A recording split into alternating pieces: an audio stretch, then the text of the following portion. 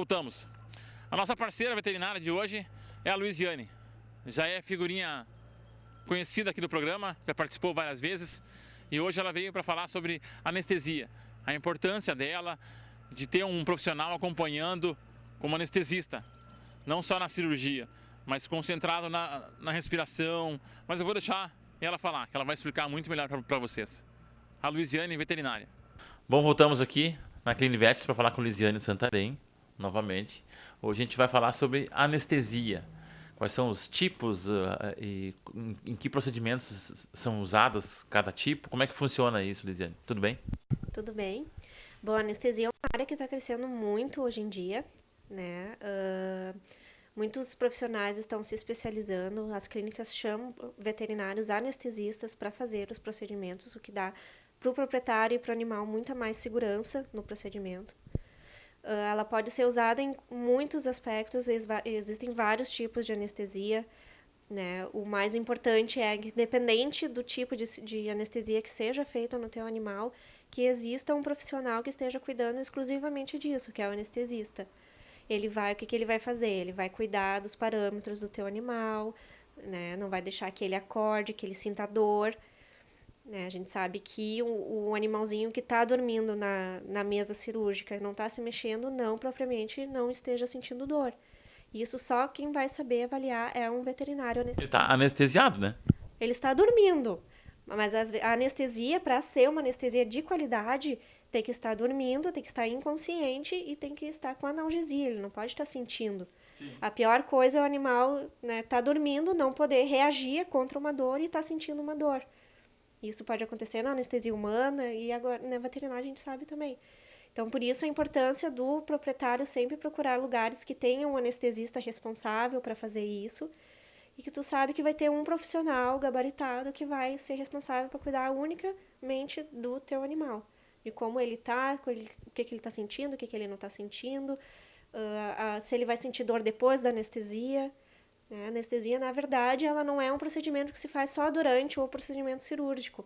Já antes, o anestesista vai avaliar o animal, ver se ele tem dor, que tipo de droga que vai poder ser usada. Cada animal é um protocolo diferente, não existe receita de bolo. Para anestesiar precisa essa droga. Cada caso é um caso e quem vai saber avaliar isso é o anestesista. Aí se faz um exame de sangue para poder ter essa certeza, né? Sim, a gente sempre faz um check-up antes para ver como é que está a função renal, função hepática, porque a gente precisa que o animal esteja saudável para poder processar essas drogas que a gente vai administrar. Se ele não está saudável, né, qual vai ser a melhor droga para aquele caso? Né? Então, a gente precisa ter um examezinho antes, a gente sempre pede para ver se não tem anemia, se não tem, às vezes ele tem alguma outra doença que o proprietário nem sabe, a gente acaba diagnosticando antes. Então, é bem importante que sempre se faça esse check-up antes. Hoje em dia, a gente tem bem em moda a anestesia inalatória, que dizem que é a mais segura, né? Mas a gente tem que ter um certo cuidado. Nem sempre ela é tão segura. Ela não vai ser segura num profissional que aplique ela, que não saiba monitorar, que não saiba fazer tudo direitinho, que não tenha um preparo, né? Um treinamento nisso. Ela acaba por ser uma anestesia não segura. Então, só te dizer que ela é inalatória não é sinônimo de segurança. O sinônimo de segurança é o profissional que está fazendo ela. Né? Então, a gente tem a inalatória, tem a injetável, tem total intravenosa, né? Que estão agora começando a aparecer novos métodos de anestesia. Né? Então, a gente precisa, é bom que o proprietário, né, faça até uma consulta com o anestesista antes, né? Não tem problema nisso, para tirar todas as dúvidas, que tipo de anestesia vai ser feito, o que o teu animalzinho vai passar. Então, existe muita coisa e cada caso vai ser um caso diferente. Então tá, Luiziane, muito obrigado pelas tuas informações. De nada. Agora a gente vai para o nosso quadro do adestramento, onde um cliente meu e amigo, o Chico, vai falar um pouquinho da relação que ele tem com os seus pets, com os seus cães. A relação de guarda, de companheiro, de amigo. É o Francisco que vai apresentar os seus amigos. Vamos conversar aqui com o José Francisco, mais conhecido como Chico, para saber qual é que é a relação que ele tinha com os cães antes do adestramento, qual é que era o tipo de contato, tipo de controle que ele tinha, para a gente fazer um parâmetro. Como é que era antes, Chico? Não, antigamente a gente tinha no pátio, assim, só ali, via, brincava de vez em quando.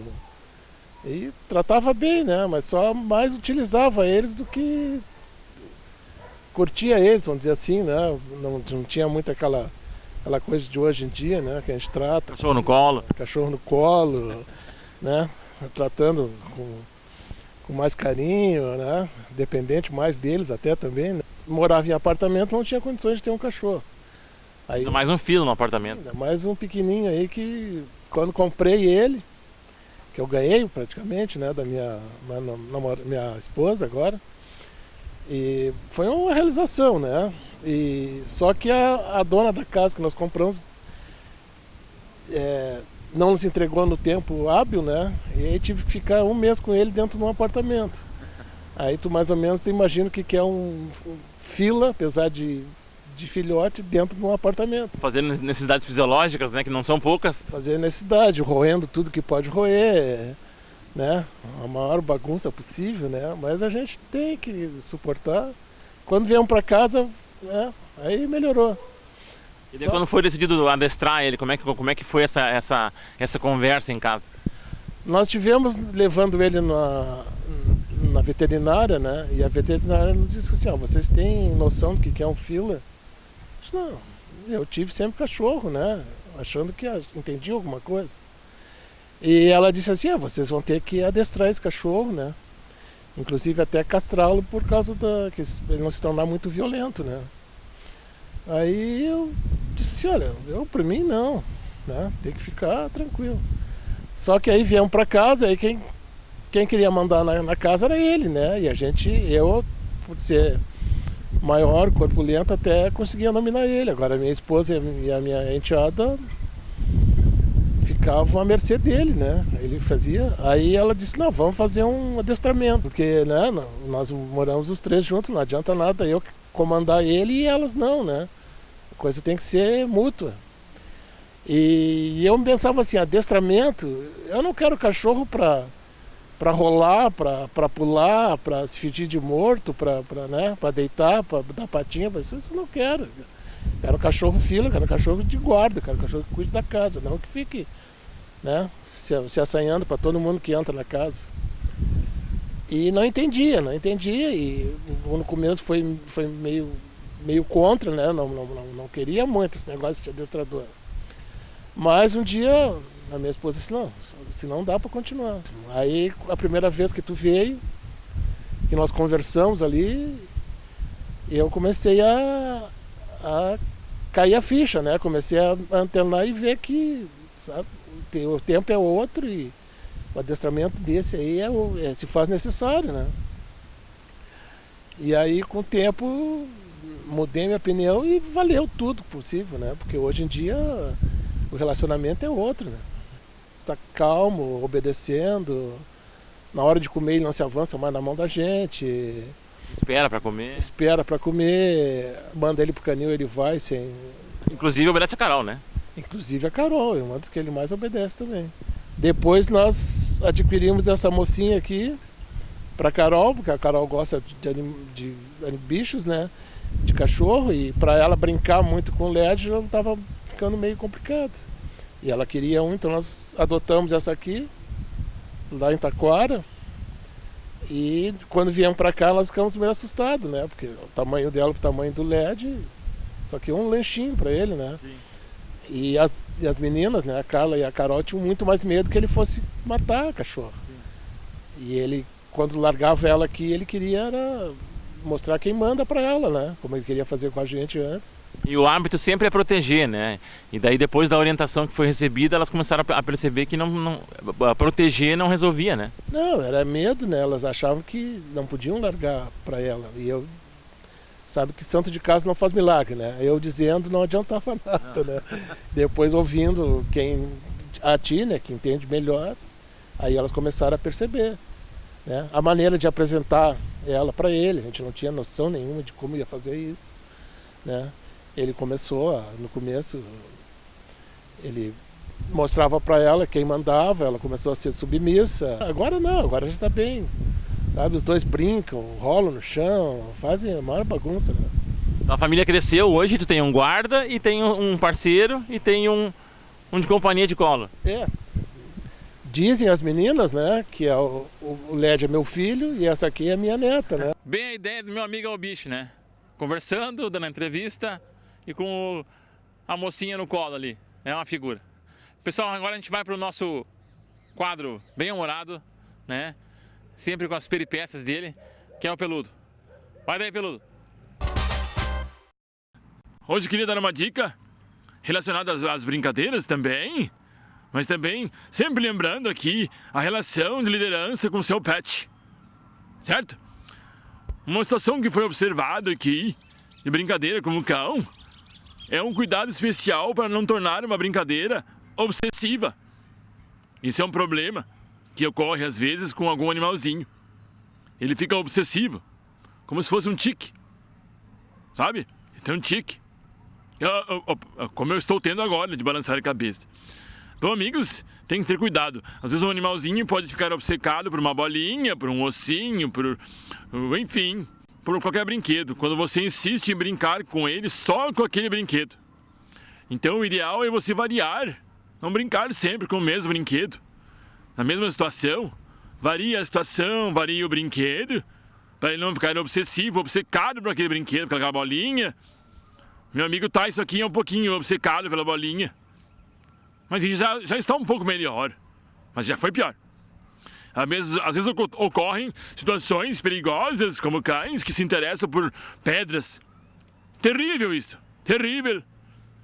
O animal se interessa por uma pedra, começa a roer a pedra, começa a estragar os dentes, ou até comer a pedra, ingerir a pedra. Daí fica difícil, né? Na hora de ir no banheiro, minha Nossa Senhora. Então o ideal é cuidar, certo? Cuidado com as brincadeiras para não tornar o seu cãozinho obcecado. Por isso é importante você ser o líder dele, praticar a liderança, para você ser a referência e criar outras situações de brincadeira com o seu cão. Por exemplo, uma coisa que pode causar obsessão é ele trazer o brinquedo para você e você tirar. Ele traz, você atira. O ideal é você começar a brincadeira. Você pega o brinquedo e atira. E depois, para finalizar a brincadeira, não atire a bolinha ou o objeto e pare de brincar. Largue no chão o objeto e repreenda o cãozinho, dizendo para ele: ó, meu amigo, chega, vamos parar de brincar. Assim existe um início e um final da brincadeira. É uma brincadeira com estrutura. Isso eu aprendi hoje. Uma brincadeira com estrutura. Coisa interessante, né? Mas é exatamente isso. Uma brincadeira com estrutura. Certo, pessoal? Bom, era isso. Espero que vocês tenham entendido. Mandem pra nós as fotinhos no Facebook. Meu amigo é o bicho. Certo? Uma lambida. Até semana que vem. Vou continuar a brincar com meu amiguinho Tyson. Tyson! Vamos correr mais um pouco, tem fogo ainda. Tyson! Tchau, pessoal. Uma lambida. Tyson! Bom, pessoal, chegamos ao final do nosso programa. Eu quero trazer uma novidade para vocês aqui hoje, que é uma indicação literária. Eu quero mostrar sempre aqui no programa, sempre no finalzinho do programa, um livro, talvez um filme, para apresentar para você de casa. Se você não leu, vale a pena ler. É Buja, o Cão Escritor. A escritora é de Novo Hamburgo, bem conhecida até. É a Maria Helena Rodrigues. O livro ele tem um ponto de vista do cachorro, como se ele estivesse vendo a situação do ponto de vista dele. Então ele tem uma relação com os humanos ali, é bem interessante. É uma história contada de um jeito diferente. Então, para quem quer uma leitura agradável, né, e que tem uma relação muito próxima com a nossa realidade hoje em dia, então essa é uma boa opção para você aí de casa. Como eu disse, chegamos ao final do nosso programa. Eu quero agradecer aqui a sua audiência, a sua paciência, e espero que na semana que vem você esteja aqui com a gente, olhando, trocando informação com a gente, lembrando sempre de mandar aqui as fotinhas para o Facebook, meu amigo é o bicho. E se você tiver uma sugestão de repente de um livro ou de um filme, pode mandar para o Facebook também, ou até alguma ideia de pauta, né? Para a gente filmar, ir na casa de alguém, numa empresa, né? Assuntos relacionados ao meio ambiente, ou algum pet exótico, alguém que tem um porquinho, uma cobra e queira mostrar aqui no programa, manda pra gente que a gente vai lá e conversa com você, certo? Um abraço grande e até semana que vem.